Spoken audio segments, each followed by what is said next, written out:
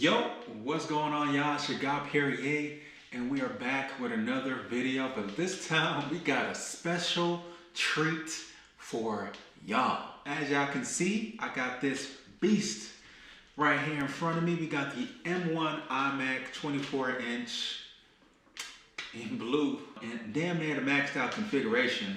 I think it's just gonna depend on your own use case.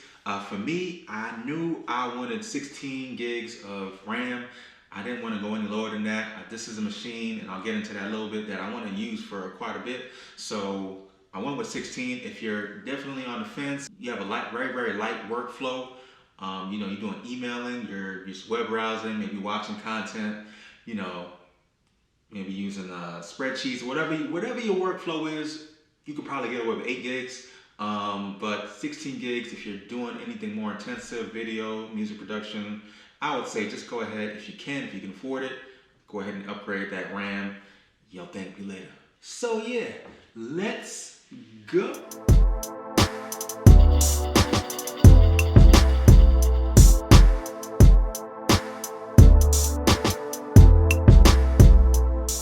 Y'all, welcome back. Yo, we're gonna try to keep this as quick as possible. So I know anybody that's watching this video has definitely seen this iMac on YouTube.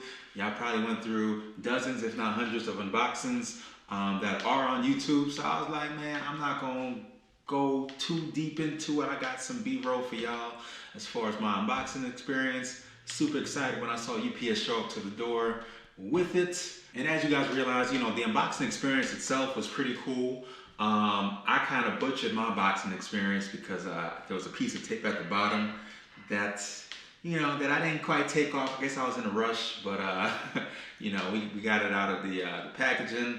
Looked good, looked great. Took off all the tape and the plastics and everything off of it, and it was cool. I really, the unboxing experience to me didn't matter a whole lot. Maybe because I watched so much videos, but because I kind of already knew what I was expecting. You're gonna get your super dope, amazing, big screen, your all-in-one machine. You're gonna get your keyboard, you're gonna get your mouse, and listen, that was pretty much it. You know, the cable in the back was pretty cool, but like I said, this is a small unboxing video, but more so my impressions about this machine and really why I chose it, and then maybe why you guys should choose it if you're on the fence, if you're not sure what you should get. This is what this video is for. So yeah, so reason number one for me getting the iMac 24-inch is really one important reason, the M1. So Apple has actually had its campaign with the M1 since, I want to say, the end of 2020. You know, they released the Air, they released the MacBook Pro 13-inch, they released the M1 Mac Mini. And I was very interested, but I didn't want to gravitate towards those devices, mainly because of the same hardware. But the M1 itself seemed like it was going to be powerful enough. For me personally, I actually do most of my editing on my iPad Pro, so I wasn't really looking to do video editing. Like damn near 90% of the YouTube videos that y'all seen, I have a different use case. Even though I do plan to do some testing with some video editing and stuff, for me, I just wanted it for music production. I mean, music production is my jam. So I really wanted it for testing out that. So I really wanted to have that M1 for that. Really, and honestly speaking, I use Logic Pro X. Performance and the smoothness of, you know, using Logic Pro X was never much of an issue, but when it came to mixing and using multiple plugins, that's when I saw that my old MacBook Pro 15-inch from 2018 was kind of struggling.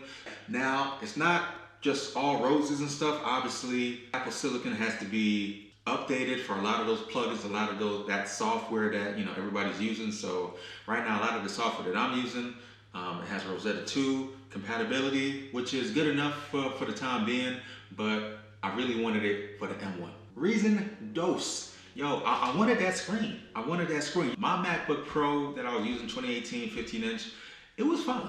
It was cool for quite a bit. I liked it. It was fine, but I always felt a little bit cramped because, you know, especially if I'm doing music production, I'm using the whole entire screen. And what ended up happening a lot, even though it was a good screen, I just felt cramped. I was looking at multiple plugins and multiple items on the screen, and it just didn't make sense. I just kept on moving stuff around, dragging whatever. But I felt like with the screen size specifically for music production, it's just such a breath of fresh air. Able to see my whole timeline and control and shift different plugins or whatever I'm working with to the side and see most of my screen. I think that was a huge plus and incentive for me getting the iMac 24-inch. And a lot of people might say that 24 inches is cramped. Nah, I don't feel cramped going to this device, to this beast. It feels good, and definitely an upgrade going from a 15-inch MacBook Pro. 4.5K resolution that it has. It's dope. It's amazing. Colors just pop. I was watching some 8K video the other day on it, and it just looked amazing. It looked really, really, really good. It looked better than anything. Actually, it's probably it's probably the highest resolution device I have in my house right now. So I definitely like it. I think it's definitely worth it for that. Reason number trace. The look, y'all. See, I went ahead and got the M1 iMac in the blue config. I think the blue looks amazing. The front is okay. It is okay. The whole pastel kind of blue, it's okay. It kind of fades away after some time because you're so focused on the actual screen. But I feel like for me, the white bezel is fine because it's thinner. But as y'all can see, the back of this machine looks dope. It looks crazy. And as y'all can see, I'm kind of blued out in my room. Blue paint. I got my blue custom panels up there. I'm wearing my blue shirt. But I really felt like this was just gonna fit the whole look and the vibe of my home studio. So definitely had to get it in blue. Love the look of it. Crazy, looks modern, looks great. And listen, if y'all wanna see a home studio tour, I'm still kind of fixing everything up. I'm kind of right there. I'm like, I'll say 85% of the way there as far as my studio setup. Hit a like down below and leave a comment. Let me know if y'all want to see a studio tour. I've been working at it slowly but surely. If y'all want to see that, stay tuned. Reason number 4, like I touched on just a little bit earlier, watching media. When I'm not doing anything productivity-wise, as far as a music blog, any kind of music production, just watching content on this, watching any YouTube videos or movies or what have you, it's been great. Like I touched on earlier, I was watching some 8K video, and it just looks so crisp and mind-blowing. It's really something that you gotta be here to see. And for me, I just love the size of it. I love watching media. I love the speakers as well. The speakers down below, they sound pretty good, but the speakers by themselves sound great. They sound good enough for listening to music. To hearing some type of bass. The bass is a bit weak, but it sounds very level. I don't think you're gonna have any kind of bad experience listening to music or any kind of video content or any kind of movies off of it. It's gonna be great. I did have the 21.5-inch iMac a few years back, and I thought that sounded great, and this one kind of knocks it out the park. I believe this supports Dolby Atmos as well, so you winning. You winning if you have it. I don't think it's gonna beat out the 5K iMac. I've seen videos on that, and it just sounds so much fuller, and the bass is heavier. But this, it does the trick. I have no complaints listening to music off of this at all. All right, y'all. But last but not least, one of the final items that I definitely copped this iMac for would be the longevity.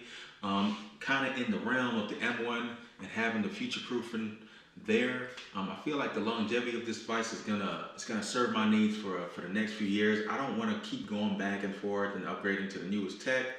I want something that's gonna work for what I need it for. And I feel like for me, people are gonna want maybe a MacBook because you want to be more portable, want to be able to take this out. Obviously, we're still in the pandemic, but people want to still be more portable and be able to take this and travel with them. For me, the biggest reason for me even having Mac OS in general is really my music blog, and then most importantly, music production. And I do most of my production on this machine. And if I'm doing music production, I'm usually hooked up to all of my equipment for the studio. So for me, I'm kind of tethered to my desk anyway. So I might as well just get a desktop. Makes sense. Have everything hooked up to it. My audio interface, all of that. I'm already kind of using that add a desk setup, so I might as well just go with a desk setup. So that's kind of where I went with that. Obviously, there's rumors and stuff of the iMac Pro. We know Apple's going to release that, but I think for me, I'm okay. You know, I think people get caught up in the hype of getting the best and the biggest and this and that. And, you know, for a hot minute, I did too as well. And maybe you could say that me getting the iMac right now, you know, I could have been okay with the MacBook Pro, but it didn't make sense for my desk setup anymore. I think I had that before because I was doing a lot of going to different studios with it, but I feel like I don't need to do that.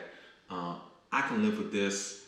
I can utilize my device here in the studio, and it just makes sense for me. So yeah, listen, I got more content on the way with the iMac. If you want to see me do music production with the iMac, go ahead and leave a like down below, leave a comment. I plan on doing some more testing with this device, but I want to give y'all a quick first impressions, hopefully semi-quick first impressions of this device. I definitely enjoyed it. If y'all enjoyed it as well, leave a like, comment down below, helps the channel out, you know, all that good stuff, all that YouTube stuff. But I'm gonna go back to enjoying this beast because I definitely mess with it. I like utilizing it, like using it, and yeah. Stay tuned, y'all. Thank y'all so much for checking out this video, and listen, I will check y'all out on the next one. Peace.